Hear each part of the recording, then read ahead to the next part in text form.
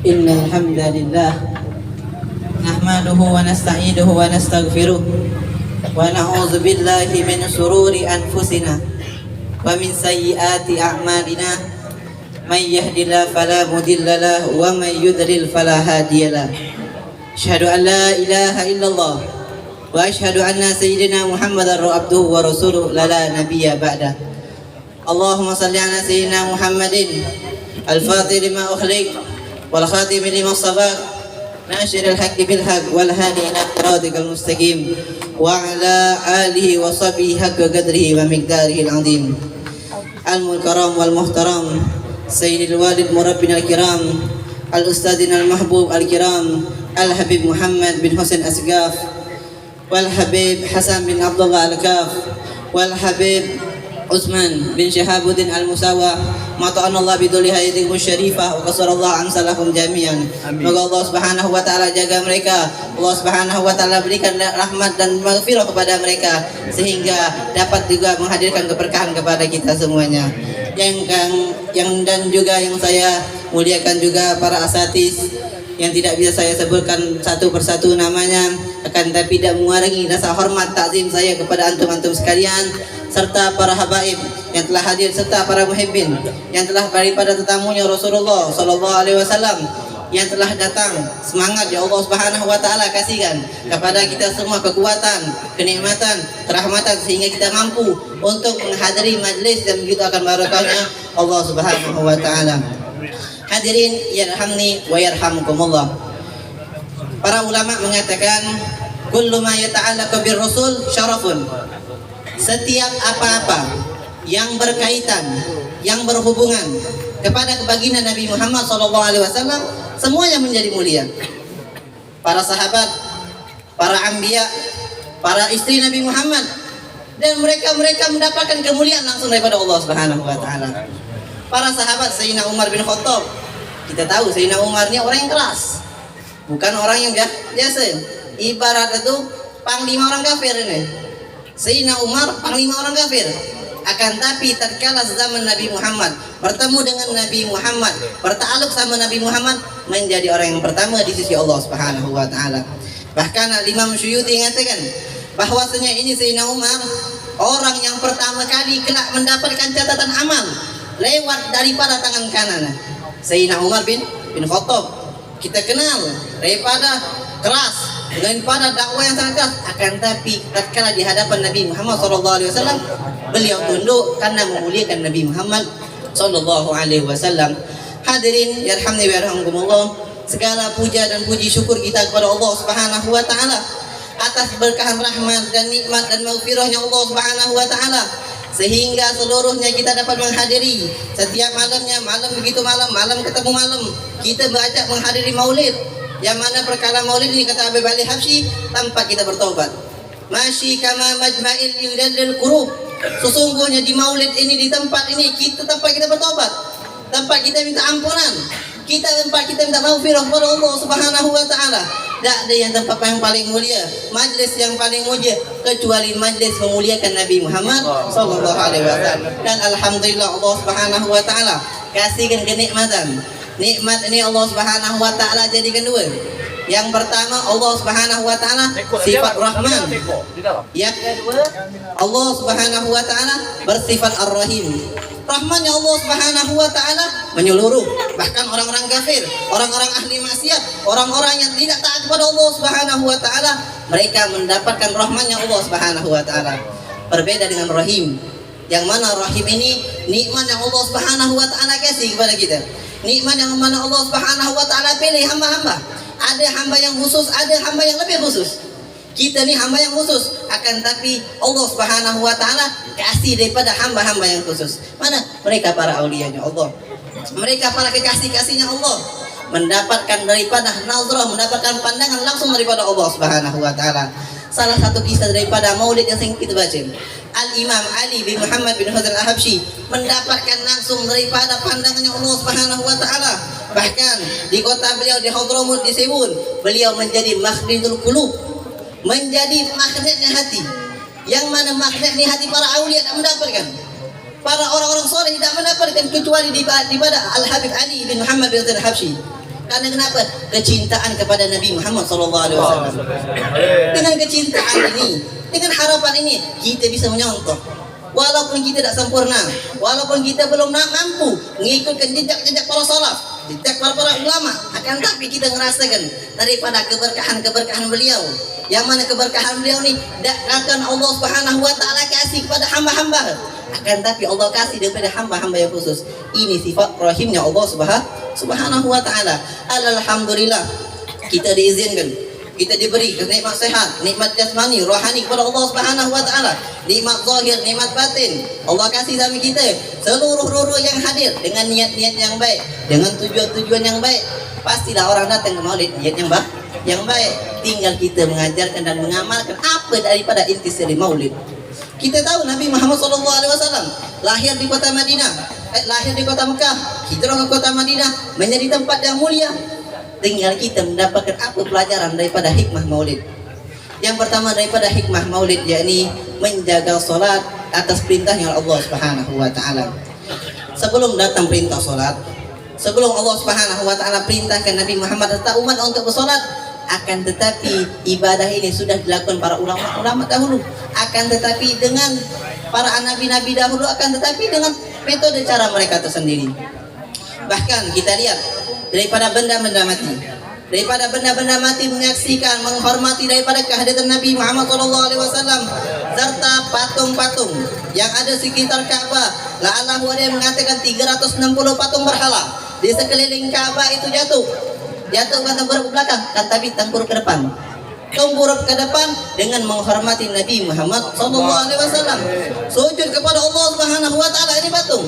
Yang mana patung ini kepercayaan daripada orang-orang kafir Quraisy. Yang mana patung ini sering disembah, sering dijadikan tempat untuk bermunajat. Akan tapi lahir baginda Nabi Muhammad sujud. Melihat Nabi Muhammad sujud, taat kepada Nabi Muhammad SAW. Sujud kepada Allah Subhanahu wa taala. Inilah kata para ulama, patung benda mati.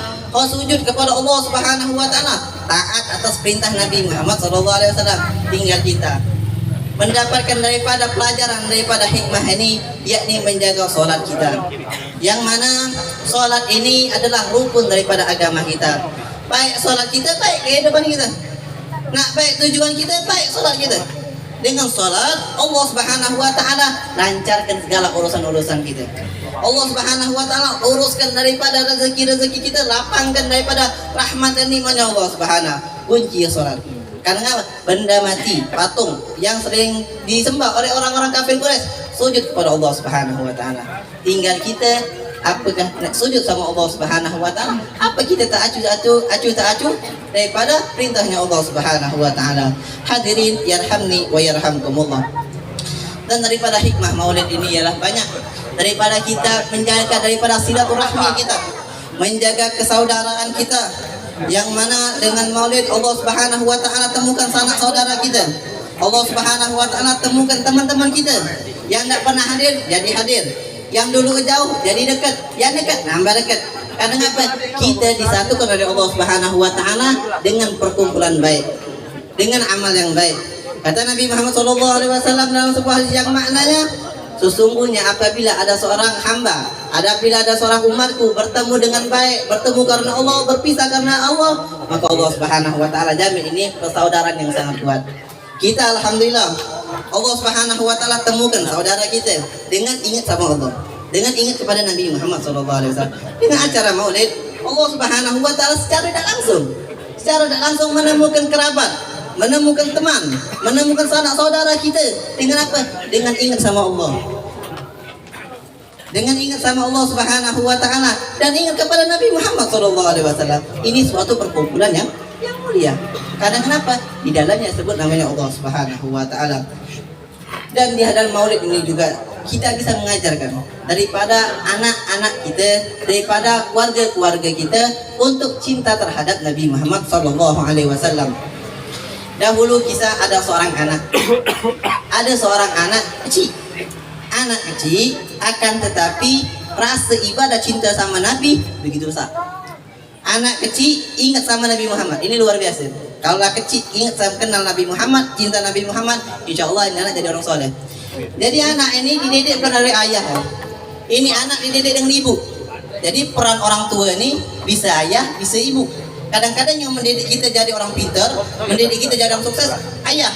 Akan tetapi ibu bisa juga melebihkan daripada ayah. Contoh daripada cerita anak ini. Walhasil anak ditantang oleh ibu untuk bertemu sama Nabi Muhammad SAW. Dengan rasa kecintaan ini anak semangat. Kalau kayak gini bertemulah sama Nabi Muhammad. Solawat sampailah daripada puncak daripada solawat dia bertemu Nabi Muhammad SAW dalam keadaan mimpi. Tidur ini anak mimpi, laporan sama ibu. Besok mimpi ketemu sama Rasulullah, laporan sama ibu. Tapi ibu ini seorang yang solehah. Ini ibu ini pintar. Bukan ibu yang sembarang mendidik anak, benar-benar mendidik ini. Walhasil ibu tadi apa kata ibu? Kau belum hebat nak. Kau belum sukses. Kau belum hebat kecuali engkau telah bertemu Nabi Muhammad SAW sampai melihat. Ya Ghazal, melihat memandang Nabi Muhammad SAW. Lantas ini anak bertahun-tahun, berbulan-bulan langsung bersolat sama Nabi Muhammad sampai di umur ke-21 ini anak bertemu Nabi Muhammad SAW secara Ghazal.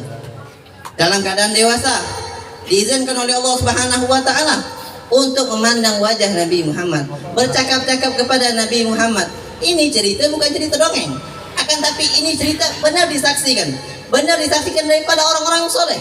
Memandang Nabi Muhammad, mendengar cakap-cakap sama Nabi Muhammad, langsung kepada Nabi Muhammad SAW, karena ta'aluk mereka kepada Nabi Muhammad.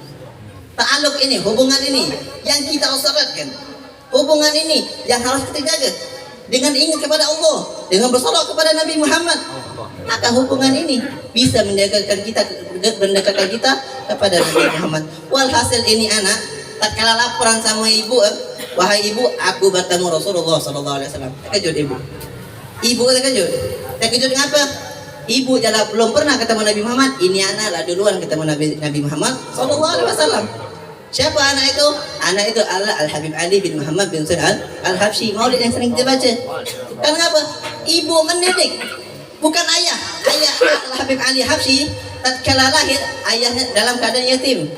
Ayah meninggal, dididik dengan seorang ibu. Beliau punya saudara, orang yang alim. Beliau punya keluarga yang ingat kepada Allah. Ibu sampai mendidik ini anak menjadi orang magnetul qulub. Sampai ini anak menjadi magnetnya hati. Tatkala orang memandang ini Habib Ali Habsyi, langsung heran, langsung cinta, langsung segan kepada Habib Ali Habsyi. Belum berkata-kata. Bahkan tatkala diceritakan Al-Habib Ali Habsyi datang ke kota Tarim. Kota Sewun itu bukan daripada kota Tarim, kota Hadramut, tapi luar daripada kota Tarim. Walhasil Habib Ali Habsyi ini datang untuk ziarah ke kota Tarim. Kita tahu kota Tarim kota para aulianya Allah Subhanahu wa taala. Banyak di dalamnya daripada para aulia-aulianya Allah Subhanahu wa taala, para orang-orang saleh di situ. Walhasil tatkala Habib Ali Habsyi datang di kota Tarim ini, para orang-orang Tarim, penduduk Tarim langsung keluar pada rumah melihat daripada wajah Habib Ali Habsyi. Wahai kasihnya Allah, wahai daripada para aulianya Allah, wahai orang soleh, memuji daripada Al-Habib Ali Habsyi. Karena kenapa? Magnetul qulub. Ta'aluk, hubungan kepada Nabi Muhammad SAW kuat. Hubungan ini menjadi beliau kekasihnya Rasulullah SAW, bahkan kekasihnya Allah Subhanahu wa taala. Allahumma shalli ala sayyidina Muhammad. Allahumma shalli ala sayyidina Muhammad. Allahumma shalli ala sayyidina Muhammad. Hadirin yarhamni wa yarhamkumullah. Dan kita alhamdulillah sekarang daripada ada guru-guru kita mengajarkan daripada mengenal Nabi Muhammad, bukan hanya saja sekedar daripada maulid, akan tapi mengamal daripada intisari apa yang kita dapat di maulid. Maulid adalah hari kelahiran, menyambut daripada kelahiran Nabi Muhammad. Pasti ada hikmah, pasti ada pelajaran, pasti daripada ilmu-ilmu yang berkaitan kepada Nabi Muhammad SAW. Dan ilmu-ilmu ini yang tidak akan diajarkan daripada majlis-majlis yang lain kecuali di majlis maulid. Karena apa? Mengenal Nabi Muhammad lebih mendalam. Ilmu-ilmu seperti ini yang kita duduk sekarang, yang kita bisa dapatkan sekarang, jarang didapatkan daripada majlis-majlis yang lain kecuali ingat kepada Nabi Muhammad SAW. Majlis yang penuh barokah disebutkan lagi di baginda Nabi Muhammad SAW. Hadirin wa yarhamni wa yarhamkumullah. Pendidikan bagi seorang anak itu kan penting. Bagi seorang tua untuk mendidik anak ini kan penting. Karena apa? Anak adalah aset. Anak adalah aset bagi dia bukan hanya di dunia tapi di akhirat. Seperti dikisahkan daripada orang-orang dulu, mendidik anak-anak mereka menjadi orang sukses. Bahkan mendidik anak mereka belum kena ilmu dunia, ilmu agama mereka ajarkan. Kalau zaman sekarang terbalik, dunia dulu baru agama. Bahkan lamsa dari dekat lah sukses lah banyak duit baru belajar agama. Nauzubillah. Tapi kita didik dengan agama, belajar ngaji, kenal huruf Al-Quran, mengenal Al-Quran lebih dalam, itu dari kecil. Itu dari kecil.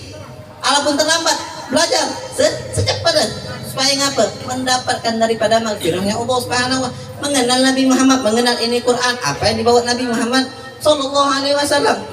Kitab yang dibawa Nabi Muhammad sallallahu bukan kitab biasa, akan tapi kitab yang sangat luar biasa, Al-Qur'anul Karim. Kita ajarkan kepada anak-anak kita untuk mempelajari Al-Quran minimal. Bahkan Al-Imam Syafi'i dididik dari kecil bukan untuk mengenal yang lain, kan tapi mengenal Al-Quran.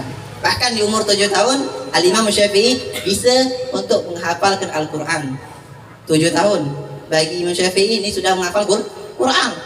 Di umur ke-12 tahun Imam Syafi'i sudah menghafal daripada kitab guru Al-Muwatta. Ini berkah daripada pendidikan daripada orang tua. Karena kenapa? Orang tua sangat besar berperan daripada seorang anak.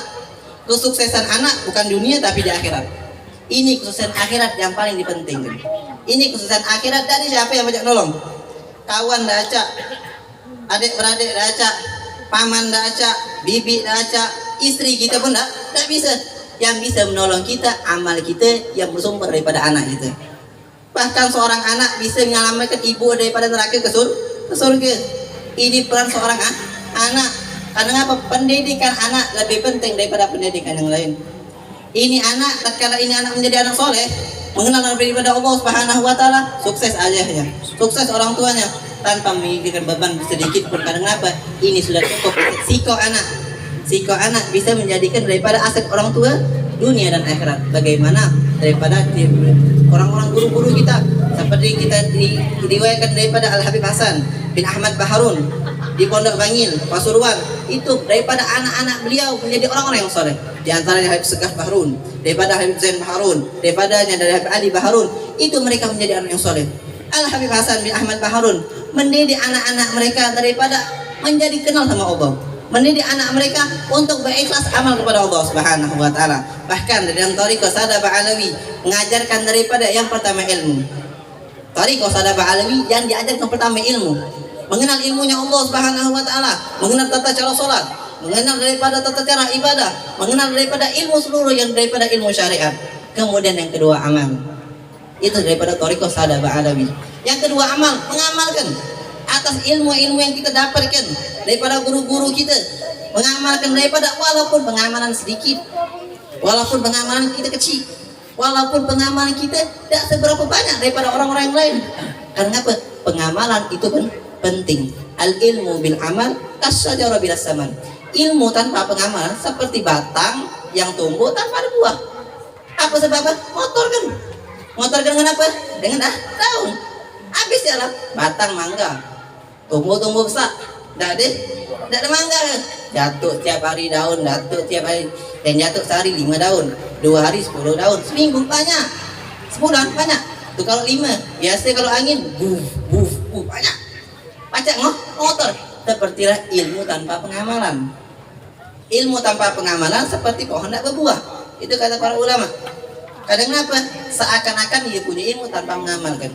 Al-Imam Ghazali mengatakan ilmu yang bermanfaat itu ilmu yang kita dapatkan kemudian kita amalkan. Ini ilmu yang manfaat. Walaupun pengamalan kita untuk diri kita sendiri, pengamalan untuk diri kita sendiri kemudian dicontoh sahabat kita, dicontoh daripada kawan kita. Ini ilmu yang bermanfaat. Seperti para sahabat Nabi Muhammad SAW. Tatkala Rasulullah wafat, bukannya ilmu hilang, bukannya Al-Quran hilang, bukannya hadis hilang, ilmu yang disampaikan Nabi Muhammad hilang, tapi tidak. Kan tapi para sahabat mengamalkan intisari daripada hadis Nabi Muhammad. Para sahabat mengamalkan apa yang disampaikan Nabi Muhammad, sehingga pengamalan mereka dicontohkan anak mereka, amalan mereka dicontohkan lagi pada anaknya, sampai ke tabiin, sampailah kita ke tabiin ke bawah. Karena apa? Ilmu langsung daripada Nabi Muhammad sallallahu alaihi wasallam. Hadirin wa yarhamni wa yarhamkumullah. Nabi Muhammad SAW adalah seorang daripada uswatul hasanah. Nabi Muhammad SAW sebagai adalah pintu daripada segala kebaikan. Nabi Muhammad adalah seorang yang bisa kita contohkan, uswatul hasanah, perilaku yang baik yang patut dicontohkan. Oleh sebab itu, dengan datangnya Nabi Muhammad, wafatnya Nabi Muhammad, ditinggalnya warisatul anbiya, para ulama, al-ulama warisatul anbiya. Mereka para ulama, guru-guru kita, alhamdulillah sekarang ada Ustaz Muhammad, ada Habib Bagir, ada Haji Asal, Habib Husin, Habib Farid, dan para ustaz-ustaz yang lain-lainnya juga. Kita mendapatkan daripada ilmu-ilmu mereka. Dan kenapa? Ilmu mereka ini adalah ilmu emas, warisan dari Nabi Muhammad SAW. Para sahabat Nabi Muhammad SAW, Sayyidina Abu Hurairah mengatakan kepada para sahabat-sahabat yang lain-lainnya, pada teman-teman, wahai para sahabatku, sungguhnya Rasulullah SAW sedang mewariskan daripada warisannya. Kemudian datanglah untuk mengambil daripada warisan Nabi Muhammad SAW. Ini Sayyidina Abu Hurairah pintar. Sayyidina Abu Hurairah mengajak para sahabatnya pintar. Yuk kita datang kepada Nabi Muhammad, ngambil warisan daripada Nabi Muhammad SAW. Walhasil para sahabat heran, pengen mendapat warisan. Pikiran para sahabat yang lain, imma dapat baju, imma dapat harta, imma dapat apa yang daripada Nabi Muhammad. Kan tapi bondong-bondong, ini orang-orang pasar ini, yang diundang Abu Hurairah orang-orang pasar. Rombongan datang sampailah ke masjid Nabi Muhammad SAW. Tatkala sampai di masjid ini, para sahabat melihat sebelah sana ada orang belajar, sebelah sana ada orang ibadah, sebelah sana ada majelis taklim, sebelah sana ada majelis zikir. Heran para sahabat, ya Abu Hurairah, apakah engkau berbohong? Mana warisan Nabi Muhammad? Mana warisan Nabi Muhammad yang sedang dibagikan? Apa kata Abu Hurairah? Innal anbiya la warasatul mal. Sungguhnya para anbiya itu tidak mewariskan harta, tidak mewariskan tahta, akan tetapi mereka mewariskan ilmu yang diwariskan pada anbiya. Para nabi Muhammad SAW wafat tidak meninggalkan sedikit pun daripada harta, akan tapi Nabi Muhammad meninggalkan daripada ilmu para sahabat, ilmu yang diberikan dan diajarkan pada sahabat. Sampailah ilmu Nabi Muhammad menjadi cahaya bagi kita. Karena kenapa? Sebelum datangnya Nabi Muhammad gelap. Hati-hati orang-orang mukmin, hati orang-orang Mekah, hati orang-orang di muka bumi ini gelap. Akan tapi datangnya Nabi Muhammad seperti cahaya. Karena kenapa? Nur yang datang. Karena kenapa? Nabi Muhammad fauqun nur, cahaya di atas cahaya. Inilah Nabi Muhammad SAW. Semoga daripada apa yang Al-Faqih sampaikan tadi manfaat untuk Al-Faqih sendiri dan manfaat juga bagi antum-antum sekalian, serta senantiasa kita mendapatkan keberkahan daripada ulama-ulama kita, ustaz-ustaz kita. Rabbi fanfa'na bi barakatihim wahdinal husna bi hurmatihim wa amitna fi tariqatihim wa mu'afati minal ibadi. Rabbi fanfa'na bi barakatihim wahdinal husna bi hurmatihim wa amitna fi tariqatihim wa mu'afati minal ibadi. Rabbi fanfa'na bi barakatihim wahdinal husna bi hurmatihim wa amitna fi tariqatihim wa mu'afati minal ibadi. Mungkin hakadha minni wa lafu minkum. Wassalamualaikum warahmatullahi taala wabarakatuh.